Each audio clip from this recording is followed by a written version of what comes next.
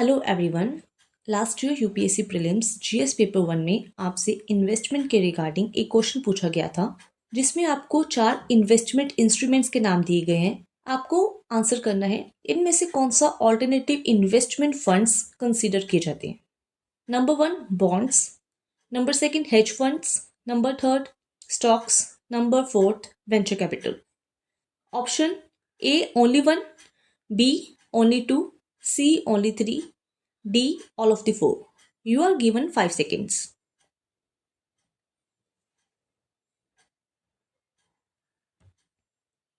So right answer is answer B only 2, hedge funds and venture capital.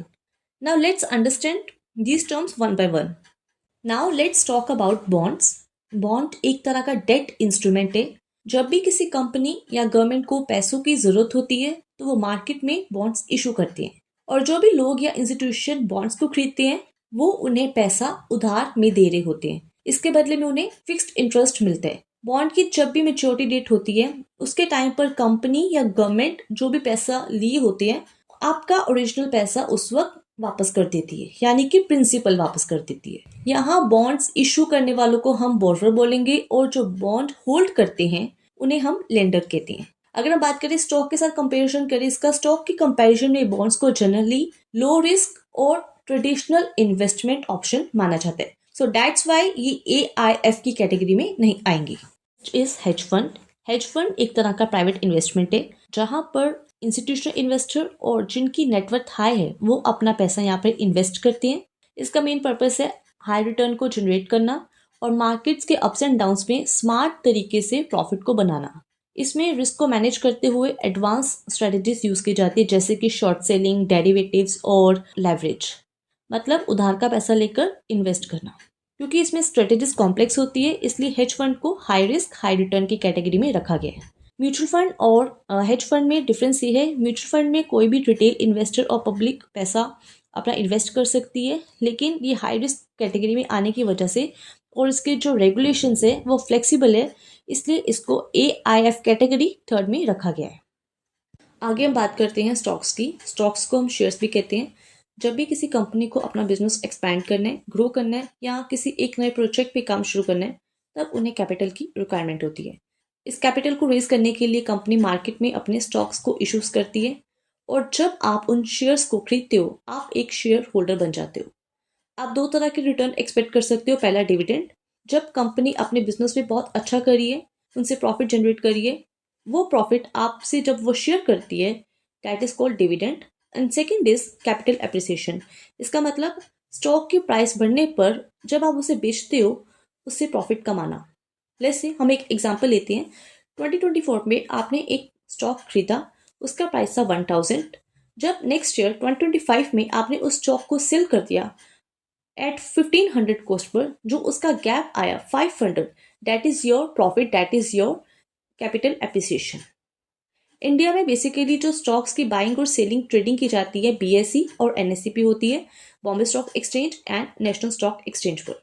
Stocks high risk होती है, इनका return company की performance और उनकी ग्रोथ पे डिपेंड करते हैं, और इन्हें एक ट्रेडिशनल इन्वेस्टमेंट ऑप्शन माना गया है, सो इसलिए ये AIF की कैटेगरी में नहीं बैठती। Next topic is venture capital. Venture capital एक तरह का प्राइवेट इक्विटी इन्वेस्टमेंट है जिसमें इन्वेस्टर अर्ली स्टेज या ग्रोइंग स्टार्टअप्स में पैसा लगाते हैं। ये उन स्टार्टअप्स के लिए होता है जो अभी नए आइडियाज पे काम कर रहे हैं, जिनका मॉडल इनोवेटिव है और जो अभी स्टेबल प्रॉफिट स्टेज पर नहीं पहुंचे।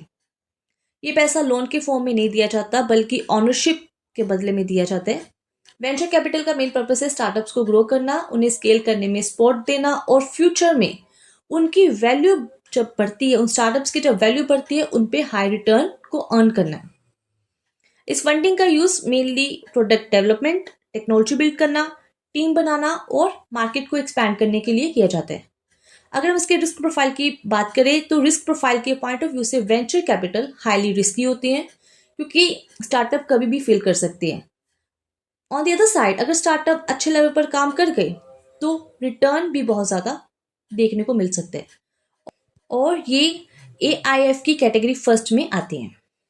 अब हम एक बार AIF को ब्रीफ में क्लियर कर लेते हैं। AIF यानी कि ऑल्टरनेटिव इन्वेस्टमेंट फंड, ये एक प्राइवेटली पूल्ड इन्वेस्टमेंट व्हीकल है। इसका मतलब ये है कि इसमें जो पैसा लगाया जाएगा वो पब्लिक से नहीं लिया जाएगा।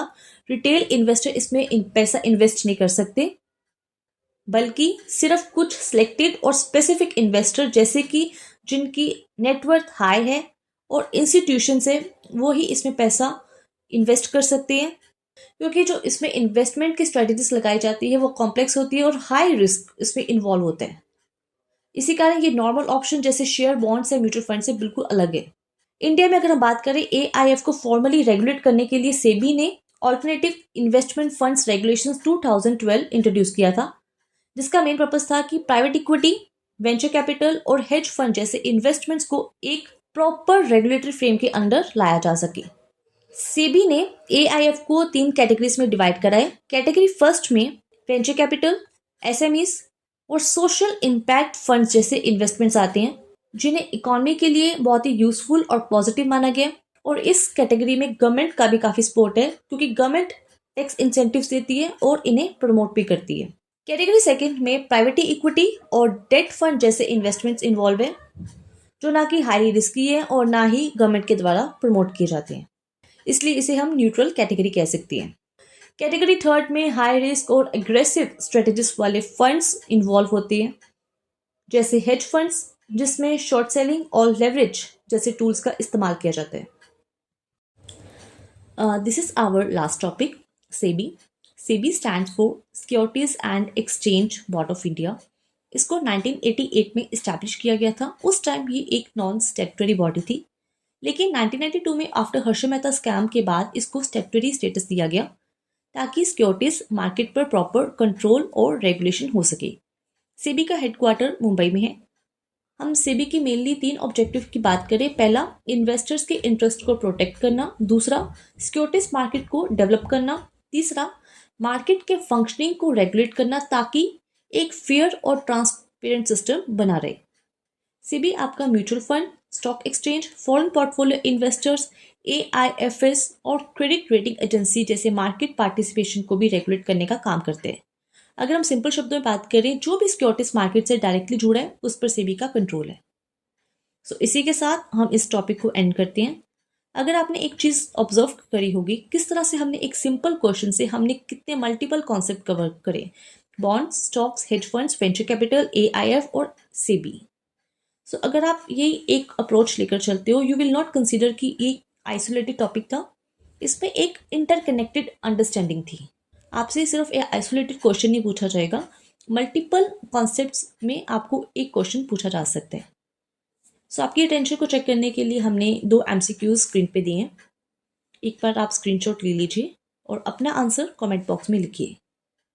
अगर आपको इस वीडियो का पीडीएफ चाहिए, डिस्क्रिप्शन बॉक्स में दिए गए व्हाट्सएप लिंक पर जाकर आप वहां से डाउनलोड कर सकते हैं।